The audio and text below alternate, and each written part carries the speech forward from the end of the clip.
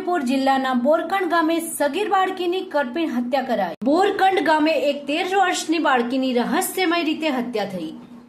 પ્રાપ્ત માહિતી મુજબ બોરકંડ ગામે એક 13 વર્ષની બાળકીની રહસ્યમય રીતે હત્યા કરાયેલી લાશ ઘરની બાજુના ખેતરમાંથી મળી આવતા આસપાસના લોકોના ટોળા ભેગા થઈ ગયા હતા। સગીરા ઘરે દિવસ દરમિયાન એકલી હતી ત્યારે કોઈ અજાણ્યા ઈસમે તેની હત્યા કરી ત્યારબાદ લાશને ખેતરમાં નાખી ફરાર થઈ ગયો હતો। બપોરના સમયે સગીરની માતા પરત ઘરે ફરતા દીકરી ન જોવા મળતા શોધખોળ શરૂ કરી હતી ત્યારે ઘરની આજુબાજુના ખેતરમાંથી લોહી લુહાણ મૃતદેહ મળી આવ્યો હતો।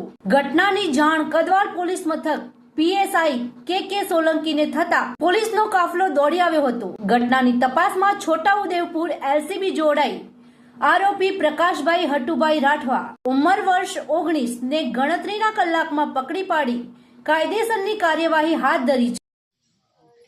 જે આ બાળકી હતી એ તમારી શું થતી હતી? મારી બેન. તમારી બેન હતી? મારી નાની બેન। તો જે આ થયું છે એ શું થયું છે?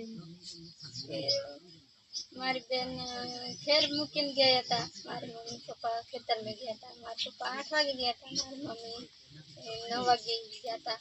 એ મારા કાકાનો છોકરો 8 દિવસથી આવે ને પાછો નાહી જાય, આવે ને પાછો નાહી જાય। પછી સવારમાં આવ્યો હતો કે મારી મમ્મીને એમ એવું કીધું હતું કે આજે તું ખેતરમાં જવાય નહીં, કે મેં હું ખેતરમાં જવાય નહીં। પછી મારા મમ્મી પપ્પાને ખેતરમાં જવા દે, પછી એ છોકરો આવ્યો હતો અહીં મારા ઘેર। પછી એ આવીને મારી બેન અંદર ઘરમાં ગોદડીમાં બેસીને લખતી હતી। પછી એ ખાવાનું ડીશમાં કાઢી હતું ખાવા, પછી એને ખાવા નહીં દીધું।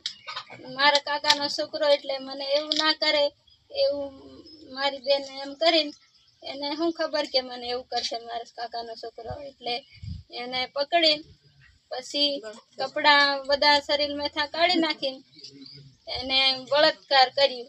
બળાત્કાર કરીને પછી સક્કાના ઘા અહીં વાળી જગ્યાએ માર્યા હતા, અહીં ગળામાં માર્યા હતા, અહીં આંખોમાં માર્યા હતા। પછી સક્કાના ઘા કરીને મારી બેનને મારી નાખી।